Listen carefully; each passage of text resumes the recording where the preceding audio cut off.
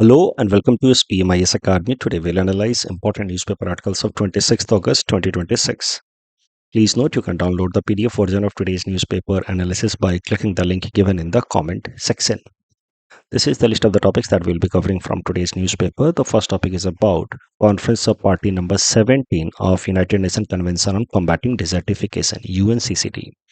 This topic is important from our syllabus GS Paper 3 environment point of view. Let us see the background first of all. Let us first of all understand about UNCCD and then we'll come to the current context. देखिए 1992 में environment protection से related सबसे महत्वपूर्ण conference हुई that was held in Rio de Janeiro Brazil. This conference is known as Rio summit, also known as Earth Summit. At this conference, two important conventions, means international treaties, were finalized. UNCBD, United Nations Convention on Biological Diversity, with the goal of conserving biological diversity across the world. दूसरा UNFCCC, United Nations Framework Convention on Climate Change, with the goal of cutting down the emissions of greenhouse gases. तो ये दो important तो conventions पहले ही finalise हो गए 1992 में eight अर्थ Summit. उसके अलावा some important documents were also agreed by the participants of Earth Summit. कई सारे मेंबर कंट्रीज के रिप्रेजेंटेटिव्स वहां पहुंचे थे, भारत के भी रिप्रेजेंटेटिव्स पहुंचे थे और उनके बीच में कुछ इंपॉर्टेंट डॉक्यूमेंट्स भी अग्री किए गए. Documents with respect to sustainable development, जैसे पहला डॉक्यूमेंट है Rio Declaration. Rio Declaration included 27 principles on sustainable development that member countries should collectively follow and implement in their respective countries. Forest Principle, दूसरा document. This document non-binding principles contain करता है. It talks about sustainable use of forest resources, ताकि forest का destruction ना हो. Forest Principle. And the third document is Agenda 21. That was agreed at Earth Summit. Agenda 21 includes set of strategies that world countries must follow with the beginning of 21st century. ध्यान रहे अर्थ summit जब हुआ था उस time तक 21st century की शुरुआत नहीं हुई थी, तो 8 साल बाद 21st सेंचुरी की शुरुआत होने वाली थी. तो agenda 21 was agreed by the participants of Earth Summit with the aim of having a collective plan regarding environment conservation with the beginning of 21st century. तो इसीलिए इसका नाम क्या है, एजेंडा 21. एजेंडा 21 का जो चैप्टर 12 था, it talked about need of combating desertification, कि डेजर्ट धीरे धीरे एक्सटेंड होता रहता है. उसकी खासियत ये होती है कि अगर उसको प्रिवेंट नहीं किया गया फ्रॉम एक्सटेंशन, तो धीरे धीरे डेजर्ट वाला जो एरिया है वो एक्सटेंड होता रहता है और इवन एक फर्टाइल एरिया को भी वो ड्रॉट प्रोन या डेजर्ट में कन्वर्ट कर सकता है. तो डेजर्ट के एक्सटेंशन को प्रिवेंट करने के लिए सजेस्ट किया गया चैप्टर 12 में ऑफ एजेंडा 21. बाद में ये chapter 12 became basis for third important convention that was finalised amongst the member countries, जो कन्वेंशन का नाम है United Nation Convention on Combating Desertification. It was agreed in 1994. तो ध्यान देने वाली बात यह है कि रियो अर्थ समिट में सिर्फ दो कन्वेंशंस फाइनलाइज हुए थे, CBD and UNFCCC. UNCCD was agreed later on, but now all these three conventions are collectively known as Rio conventions. अब हम बात करें यूएनसीसीडी की, तो उसका लक्ष्य तो मैंने आपको बता ही दिया कि इसका लक्ष्य है यूएनसीसीडी का कि डेजर्ट्स के एक्सटेंशन को प्रिवेंट करना. अब जो भी मेंबर कंट्रीज हैं यूएनसीसीडी के, पार्टिसिपेंट कंट्रीज हैं, वो जनरली 2 साल में एक बार मिलते हैं और इस मीटिंग को कहा जाता है कॉन्फ्रेंस ऑफ पार्टीज. तो conference of parties of UNCCD is a biennial congregation of the participant countries, representatives of the participant countries of UNCCD. 2 साल में एक बार मिलते हैं. तो यूएनसीसीडी फाइनलाइज हुआ था 1994 में. इसकी पहली कॉन्फ्रेंस ऑफ पार्टी हुई थी इन 1997 एट रोम, इटली. भारत के पर्सपेक्टिव से एक इंपॉर्टेंट फैक्ट आपको याद रखना है कि conference of party number 14 of UNCCD was held in New Delhi 2019. 2024 में कॉन्फ्रेंस ऑफ पार्टी नंबर 16 हुई at Riyadh, Saudi Arabia. And current news is that Conference of Party number 17 of UNCCD is underway in Ulaanbaatar, Mongolia. चल रहा है, 8-10 दिन तक चलेगा. Conference of Party number 17. The theme of UNCCD Conference of Party number 17 is Restoring Land, Restoring Hope. 197 parties of UNCCDs are participating into this. Focus, of course, is on combating desertification and creating drought resilience. तो अभी ये UNCCD की conference of party number 17 शुरू हुई है. आने वाले time में इससे रिलेटेड अगर कोई और इम्पोर्टेंट डेवलपमेंट होता है, कोई इम्पोर्टेंट डॉक्यूमेंट्स अग्री करते हैं मेंबर कंट्रीज, तो वो भी मैं आपको न्यूज़पेपर एनालिसिस में बताऊंगा. भारत के तरफ से यूएनसीसीडी के कॉन्फ्रेंस ऑफ पार्टी नंबर 17 में पार्टिसिपेट कर रहे हैं environment minister Bhupender Yadav ji, and there he said that world countries should look forward for proactive approach towards combating desertification, not reactive relief. कि एक बार जब डेजर्ट एक्सटेंड हो जाता है किसी एरिया में फिर हम रिएक्ट करते हैं, उसके बजाय we should be proactive and vigilant in order to prevent extension of deserts. इस टॉपिक के बेसिस पे ये 2 प्रीलिम्स प्रैक्टिस क्वेश्चंस हैं. Please attempt these questions and you can submit the answer in the comment section. Desertification का क्या environment पे impact होता है, उसको प्रिवेंट करने के लिए क्या क्या इनिशिएटिव्स लिए गए हैं, उस पे ये प्रश्न है. कुछ पॉइंट्स जो मैं आपको पहले न्यूज़पेपर एनालिसिस में करा चुका हूं, उनको मैंने यहाँ पे लिखा हुआ है बस. जैसे अफ्रीका के अंदर ग्रीन वॉल इनिशिएटिव लिया गया है. यहाँ पे एक 10 किलोमीटर जैसा patch of trees and shrubs develop किए जा रहे हैं, ताकि ये जो नदर्न अफ्रीका का डेजर्ट है, सहारा डेजर्ट, वो सदर्न रीजन में एक्सटेंड ना हो. आसाम से एक इंपॉर्टेंट नाम आपको याद रखना चाहिए, जादव पायेंग जी. ऐसा ही एक ग्रीन कॉरिडोर भारत में भी डेवलप किया जा रहा है अलोंग द अरावली हिल्स. लेकिन प्रॉब्लम क्या है कि अरावली हिल्स को खुद ही हम डिस्ट्रॉय कर रहे हैं. अरावली हिल्स को लेकर के, उसके डेफिनेशन को लेकर के खूब सारा कंट्रोवर्सी हुआ था लास्ट ईयर. तो अरावली हिल्स अगर डिस्ट्रॉय होगा तो कहीं ना कहीं ये डेजर्ट जो है एक्सटेंड हो सकते हैं in the eastern part of India. खासकर जो हमारा थार रेगिस्तान है वो एक्सटेंड हो सकता है in the other Ganga belt, अगर अरावली को हमने डिस्ट्रॉय किया. तो ये सारे पॉइंट्स भी आप लिख सकते हैं. Next topic is about 10 years of UPI, unified payment interface. Important for syllabus GS paper 3, Indian economy point of view. UPI के बारे में समझते हैं पहले. UPI, as you all must be using it also, allows instant money transfer from one bank account to another. It does not require linking of two bank accounts, जैसा कि हमें बाकी ऑनलाइन ट्रांजैक्शंस में करना पड़ता है, जैसे आरटीजीएस या आईएमपीएस में एक अकाउंट को दूसरे अकाउंट से लिंक करना पड़ता है, उसमें समय लगता है. ऐसा कुछ भी करने की जरूरत नहीं होती यूपीआई के थ्रू ट्रांसफर करने के लिए. यूपीआई आईडी का इस्तेमाल कर सकते हैं या क्यूआर कोड का इस्तेमाल कर सकते हैं और इंस्टेंट मनी ट्रांसफर हो जाता है. यूपीआई स्मार्टफोन के थ्रू भी इस्तेमाल होता है, बट ध्यान रहे प्रीलिम्स पर्सपेक्टिव से even feature phones to support UPI transactions. Feature phones के लिए जो यूपीआई टेक्नोलॉजी है उसका नाम है यूपीआई 123 पे, जो इंटरैक्टिव वॉइस रिस्पॉन्स सिस्टम है. जो होता है ना कि इसके बाद एक दबाएं फिर 2 दबाएं, उस तरीके का सिस्टम से फीचर फोन से भी यूपीआई बेस्ड ट्रांजैक्शंस हो सकते हैं. यूपीआई फीचर फोन से भी चल सकता है and UPI not necessarily requires internet connection. UPI transaction can be done in offline manner also. अब यूपीआई तो एक टेक्नोलॉजी है जो एक इंटरफेस प्रोवाइड करता है for instant transfer of money from one account to another. इस टेक्नोलॉजी को डेवलप किया है एनपीसीआई ने, इसके बारे में हम आगे देखेंगे.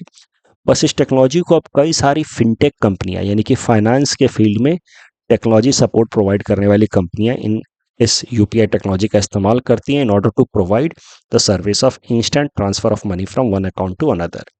इस तरीके के फिनटेक कंपनियां जैसे कि फोन पे, पेटीएम, गूगल पे, अमेजन पे, भीम, ये सब तमाम फिनटेक कंपनियां हैं. भीम तो इनफैक्ट गवर्नमेंट ने ही स्टार्ट किया है. तो Bhim is also an initiative from government only, government of India only. Low value transactions को सपोर्ट करने के लिए इन faster and pin less manner UPI का एक लाइटर वर्जन लाया गया जिसका नाम है यूपीआई लाइट. तो ये सब बातें आपको प्रिलिम्स पर्सपेक्टिव से ध्यान रखनी है. यूपीआई वाज लॉन्च्ड इन 2016, उसके 10 साल पूरे हुए हैं, इसी कारण से ये आर्टिकल आया है पीआईबी में. UPI was launched in 2016 by NPCI, National Payment Corporation of India. NPCI के बारे में अगर बात करें तो एक स्टैट्यूटरी बॉडी है created under Payment and Settlement System Act of 2007। NPCI को बनाया गया in order to promote more and more digital transactions, online transactions in our country। तो एनपीसीआई का रोल है डिजिटल ट्रांजैक्शंस रिलेटेड इकोसिस्टम को build करना। NPCI कानून के मदद से बनाया गया है, बट इसको फॉर्मली लॉन्च करने वाली बॉडीज हैं RBI in association with Indian bank association. Indian bank association Bharat के 10 अलग अलग बैंक्स ने मिलकर के एक ग्रुप बनाया है, IBA। तो IBA along with RBI has created NPCI which is a statutory body जिसका काम है डिजिटल पेमेंट इकोसिस्टम को स्ट्रेंथन करना, बिल्ड करना भारत के अंदर। NPCI ने कई सारे प्रोडक्ट या सिस्टम्स बनाए हैं फॉर डिजिटल पेमेंट, जैसे कि यूपीआई, इसके अलावा RuPay card payment network, IMPS, NACH system, Aadhaar enabled payment system. UPI related plans perspective से एक और बात आप याद रखेंगे कि it uses 2 factor authentication. 2 factor authentication चाहिए होता है यूपीआई बेस्ड ट्रांजैक्शन करने के लिए। First is what you have, that is mobile number linked with bank account. तो पहला ऑथेंटिकेशन तो यूपीआई आईडी का होता है कि किस मोबाइल नंबर या किस आईडी पे हम ट्रांजैक्शन कर रहे हैं, तो उसको कहा जाता है व्हाट यू हैव या possession factor, that is mobile number registered with the bank. ये पहला ऑथेंटिकेशन होता है। और दूसरा होता है पिन, इसको कहते हैं हम लोग व्हाट वी नो या नॉलेज फैक्टर। तो कभी भी यूपीआई बेस्ड अगर आपको पैसा भेजना है किसी दूसरे अकाउंट में, तो आपको 2 चीजें आपके पास होनी चाहिए। पहला, जिस अकाउंट में भेजना है उसका मोबाइल नंबर से ही बनता है UPI ID. Mobile number must be linked with the bank account जिसमें पैसा जाना है, तो mobile number linked with bank account. और दूसरा, आपको अपना पिन का इस्तेमाल करना होगा। That is why UPI based transaction is known as 2 factor authentication. अब यूपीआई के 10 साल पूरे हुए हैं, इस कॉन्टेक्स्ट में RBI has published a report, payment system report. इस रिपोर्ट में आरबीआई ने हाईलाइट किया है कि भारत के अंदर डिजिटल पेमेंट लगातार बढ़ रहा है, और आज के टाइम में जितना भी डिजिटल पेमेंट होता है, उस जितना भी ओवरऑल पेमेंट होता है, उसका 99.7% पेमेंट डिजिटल फॉर्म में होता है as far as volume is concern. यानी कि अगर 100 ट्रांजैक्शंस हो रहे हैं, 100 पेमेंट्स हो रहे हैं, उसमें से 99.7 पेमेंट्स डिजिटल फॉर्म में हो रहे हैं।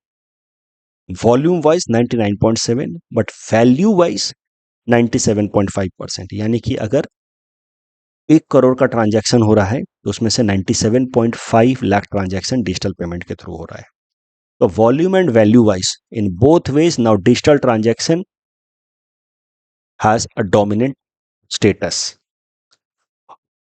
डिजिटल ट्रांजैक्शन में भी नंबर ऑफ ट्रांजैक्शंस की अगर हम बात करें, यानी कि वॉल्यूम की हम बात करें, तो UPI is the most dominant means. 85% of total digital transaction happens via UPI.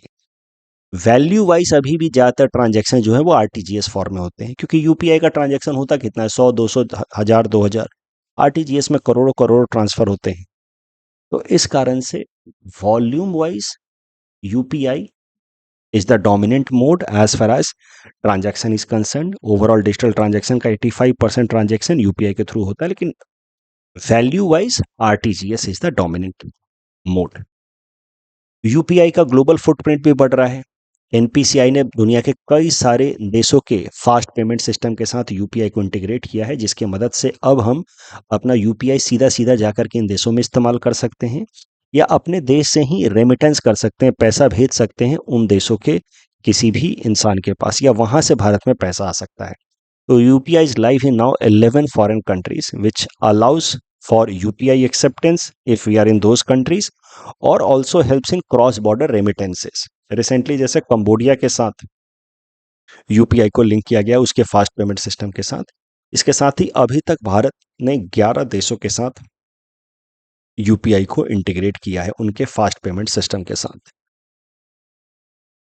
जो भी हमने टॉपिक डिस्कस किया उसके बेसिस पे 2 प्रीलिम्स प्रैक्टिस क्वेश्चंस हैं। Please attempt this questions and submit the answer in the comment section. Recently जो अभी UPSC mains exam हुआ है उसके जीएस पेपर 3 में ये प्रश्न आया कि कैसे फाइनेंशियल इंक्लूजन का एक मोड है यूपीआई, बट ये ब्रॉडर क्वेश्चन था कि कैसे financial inclusion helps in social and economic inclusion in India. Discuss, तो जो भी हम लोग डिस्कस करते हैं, जो भी हमने मेंस के दौरान अभी डिस्कस किया है, उसके बेसिस पे आप इस क्वेश्चन को आराम से कर सकते हैं। If needed you can read the hints also. I will also request you all to go through GS paper 3 once, जो यूपीएससी ने पूछा है, और एक बार जरा देखिए कि आपको सारे के सारे प्रश्नों के जवाब आते थे कि नहीं आते थे, सब हमने करंट अफेयर्स में कवर किया है कि नहीं किया है। तो एक साल का करंट अफेयर्स से मेंस के भी प्रश्न लगते हैं, मिशन दृष्टि से लेकर के 3 स्टेज न्यूक्लियर पावर प्लांट, ये सब कुछ हमने देखा है। चलिए इसका एक डिटेल डिस्कशन वीडियो भी मैं लेकर के आऊंगा।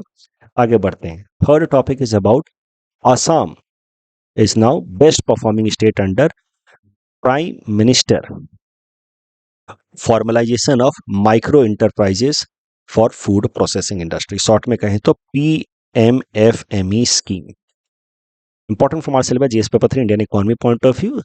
टॉपिक सीधा सीधा वहां लिखा हुआ है फूड प्रोसेसिंग टॉपिक, तो उससे रिलेट करके इसको देख सकते हैं। तो स्कीम का नाम है Prime minister formalisation of micro food processing Enterprises Scheme. ये स्कीम को लॉन्च किया गया साल 2020 में under Atmanirbhar Bharat Abhiyan initiative by Ministry of Food Processing and Enterprises. Centrally sponsored scheme है, मतलब भारत सरकार स्टेट गवर्नमेंट्स के साथ मिलकर के रन करती है। भारत सरकार जनरली 60% कॉस्ट बियर करती है, स्टेट गवर्नमेंट्स 40%।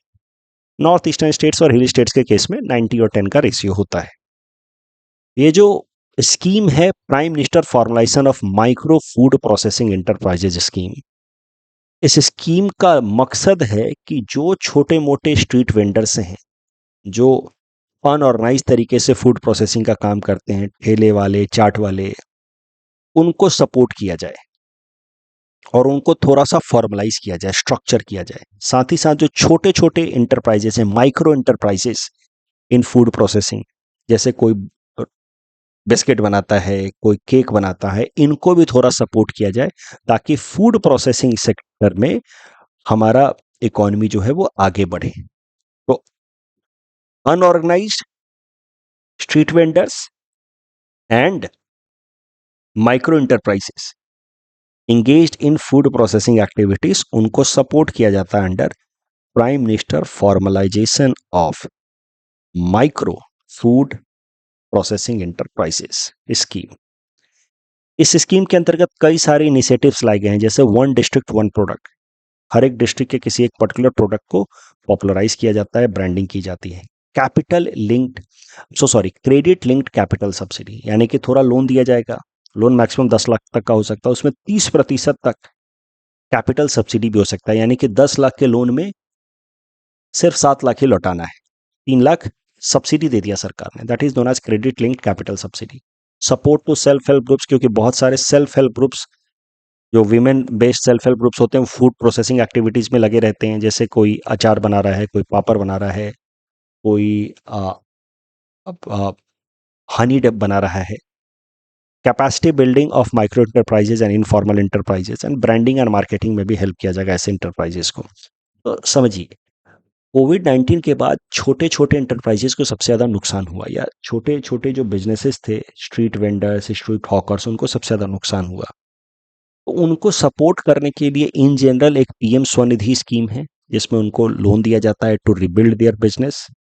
और साथ ही साथ इस तरीके के बिजनेसेस जो फूड प्रोसेसिंग में लगे हैं, उनके लिए है PMFME scheme, prime minister formalisation of micro food processing enterprises, नाम याद रखिएगा। अब करंट न्यूज ये है कि इस स्कीम के अंतर्गत Assam has been selected as best performing state. Assam के अंदर ये स्कीम को इंप्लीमेंट किया जाता है with help of Assam state rural livelihood mission. ये इंप्लीमेंटिंग एजेंसी है रूरल एरिया के अंदर इस स्कीम का, and Assam state urban livelihood mission implementing agency in urban area. Mains में कैसे इस्तेमाल करें, देखिए, food processing is always going to help in augmenting farmers income, क्योंकि फूड प्रोसेसिंग का मतलब जो भी हम प्रोड्यूस कर रहे हैं उसमें और वैल्यू एडिशन कर रहे हैं। अगर आप सिर्फ वीट बना करके बेच रहे हैं तो उससे अच्छा है कि आप फ्लोर बेचें, वो एक लेवल का फूड प्रोसेसिंग होगा, यानी कि व्हीट मिल में उसको आप क्रश करके फ्लोर बना के बेचें। सिर्फ फ्लोर बना के बेच रहे हैं तो उससे अच्छा होगा कि आप बिस्किट बना के बेचें, ब्रेड बना के बेचें। जितना वैल्यू एडिशन करेंगे उतना ज़्यादा आपकी इनकम ऑगमेंट होगी। तो फूड प्रोसेसिंग जितना ज़्यादा बढ़ेगा और उसमें फार्मिंग कम्युनिटी को जितना ज़्यादा इंगेज किया जाएगा, फार्मर्स की इनकम बढ़ेगी, रूरल एम्प्लॉयमेंट जनरेशन होगा, और जो लक्ष्य है भारत सरकार का टू डबल फार्मर्स इनकम, वो हासिल हो पाएगा। So that is the significance of this scheme. Mains में मोटे मोटे प्रश्न आते हैं, तो फार्मिंग कम्युनिटी के लिए क्या इनिशिएटिव्स लिए जाएं जिससे उनकी इनकम डबल हो, वहां पे एक पॉइंट ये हो सकता है, फूड प्रोसेसिंग। इस टॉपिक के बेसिस पे ये प्रीलिम्स प्रैक्टिस क्वेश्चन है। Please attempt this question and submit the answer in the comment section. Next topic is about information technology resilience index, important from our syllabus GS paper 3 Indian economy point of view. देखिए, जो security market का regulator है हमारे देश के अंदर, SEBI, security exchange board of India, it has introduced a new index, information technology resilience index, ITRI। इस index की मदद से जो मार्केट इंफ्रास्ट्रक्चर इंस्टीट्यूशंस हैं, अब मार्केट इंफ्रास्ट्रक्चर इंस्टीट्यूशंस क्या हैं उनको मैं आगे बताऊंगा। अभी के लिए बस सुनिए कि इस इंडेक्स की मदद से जो भी हमारे देश के मार्केट इंफ्रास्ट्रक्चर इंस्टीट्यूशंस हैं, उनकी आईटी, इंफॉर्मेशन टेक्नोलॉजी इकोसिस्टम कितनी मजबूत है, how strong it is against any cyber attack, या how vulnerable it is against any cyber attack, कितना रोबस्ट है, कितना रिजिलियंस है market institution infrastructure, market infrastructure institutions का आईटी कंपोनेंट कितना मजबूत है, वो टेस्ट किया जाएगा और उसके बेसिस पे उनको स्कोर दिया जाएगा under this ITRI, information technology resilience index. तो सेबी लेकर के आई है ये इंडेक्स। आपको पता ना कि फाइनेंशियल इंक्लूजन इंडेक्स पे यूपीएससी ने मेंस में प्रश्न पूछ लिया, तो इस पे भी प्रश्न आ सकता है, मेंस में भी आ सकता है। इंफॉर्मेशन टेक्नोलॉजी रिजिलियंस इंडेक्स, और अगर ना भी आए तब भी साइबर सिक्योरिटी में इसका आप जिक्र कर सकते हैं। सेबी लेकर के आई है कि इंफॉर्मेशन टेक्नोलॉजी इकोसिस्टम कितना मजबूत है मार्केट इंफ्रास्ट्रक्चर इंस्टीट्यूशंस का, वो देखा जाएगा और उसके बेसिस पे उनको स्कोर दिया जाएगा अंडर दिस इंडेक्स। अब मार्केट इंफ्रास्ट्रक्चर इंस्टीट्यूशंस क्या क्या होते हैं, देखो, मार्केट इंफ्रास्ट्रक्चर इंस्टीट्यूशंस मींस वो इंस्टीट्यूशंस जो स्टॉक मार्केट, जहां पे बॉन्ड्स, शेयर्स, डेरिवेटिव्स खरीदे बेचे जाते हैं, उसको फंक्शन करने में हेल्प करते हैं, उन सबको कहा जाता है मार्केट इंफ्रास्ट्रक्चर इंस्टीट्यूशंस। इसमें सबसे महत्वपूर्ण कंपोनेंट है स्टॉक एक्सचेंजेस, जहां पे असल में सेलिंग एंड बाइंग होती है स्टॉक्स की, जैसे कि नेशनल स्टॉक एक्सचेंज या बॉम्बे स्टॉक एक्सचेंज। लेकिन इसके अलावा भी दो इंपॉर्टेंट मार्केट इंफ्रास्ट्रक्चर इंस्टीट्यूशंस होते हैं। दूसरे होते हैं clearing corporations. Clearing corporations help in settlement of trade.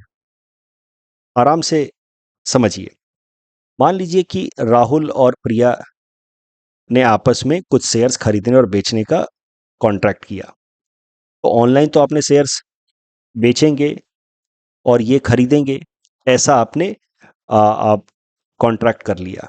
लेकिन इस कॉन्ट्रैक्ट को एक्चुअली इंप्लीमेंट कराने की जिम्मेदारी बीच में होती है क्लियरिंग कॉरपोरेशंस की। तो जहां पे selling and buying of stocks and derivatives होता है, उस मार्केट को कहा जाता है स्टॉक एक्सचेंज। स्टॉक एक्सचेंज के अलावा there are clearing corporations, they ensure that the buyer gets security and seller gets money. एक बार जब बाइंग एंड सेलिंग का काम हो गया, मतलब कॉन्ट्रैक्ट हो गया ऑनलाइन, तो उसके बाद वाकई तौर पे ये ट्रांजैक्शन हो, the buyer gives money and seller gives the shares या सिक्योरिटीज, ये इंश्योर कराने का काम होता है क्लियरिंग कॉरपोरेशन का। तो नेशनल स्टॉक एक्सचेंज में जो क्लियरिंग कॉरपोरेशन बॉडी है उसका नाम है NSE clearing limited. Bombay stock exchange में जो क्लियरिंग कॉरपोरेशन है उसका नाम है इंडिया क्लियरिंग कॉरपोरेशन लिमिटेड। उसके अलावा डिपोजिटरीज होते हैं। डिपोजिटरी जहां पे शेयर्स या बॉन्ड्स या डेरिवेटिव्स को डीमैट फॉर्म में स्टोर करके रखा जाता है। जैसे हमारा पैसा बैंक में स्टोर रहता है, वैसे ही डिपोजिटरीज जहां पे शेयर्स और बॉन्ड्स को स्टोर करके रखा जाता है। जैसे राहुल के पास ये शेयर्स थे पहले, तो उसका शेयर किसी न किसी डिपोजिटरी में होकर वहां से वो शेयर बेच दे रहा है प्रिया को, तो अब ये शेयर जो है वो प्रिया के डिपोजिटरीज में जमा हो जाएगा। तो नेशनल स्टॉक एक्सचेंज का डिपोजिटरी का नाम है NSDL और बॉम्बे स्टॉक एक्सचेंज के डिपोजिटरी का नाम है CDSL। तो पॉइंट ये है कि this three institutions together form market infrastructure institution, और इन मार्केट इंफ्रास्ट्रक्चर इंस्टीट्यूशंस का आईटी सिस्टम कितना रिजिलियंट है उसके लिए इंडेक्स लाया गया है ITRI बाई सेबी। टॉपिक के बेसिस पे दो प्लेन्स प्रैक्टिस क्वेश्चंस हैं। Please attempt this questions and submit the answer in the comment section. Sendai framework is with respect to disaster risk reduction 2015 to 30। National disaster management act, इसमें तीसरा और चौथा statement गलत है। देखिए, पहला स्टेटमेंट सही है, the act provides for establishment of national disaster management authority, that is true. Disaster management act provides for creation of urban disaster management authority, that is true. Every urban disaster management authority is constituted directly by the central government, this is wrong. Fourth statement is correct, Delhi and Chandigarh has been excluded from provisions related to constitution of urban disaster management authorities. Correct answer should be 1, 2 and 4, that is option B. I will rectify it.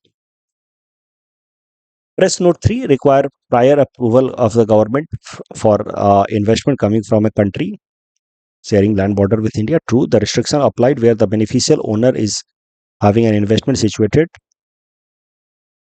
applied where the beneficial owner of an investment was situated in or was citizen of such country sharing land boundary with India. Both statements are correct. यहाँ पे भी दोनों statements correct हैं और पूछ रहा है कि नॉट करेक्ट क्या है, तो correct answer will be option D, natural farming related. चौथा स्टेटमेंट गलत है, natural farming requires complete exclusion of life stock, this is wrong. बाकी तीनों स्टेटमेंट सही हैं। इंटीग्रेटेड फार्मिंग सिस्टम में दोनों स्टेटमेंट सीधे सीधे सही हैं। That's all from our side for today, thanks for watching.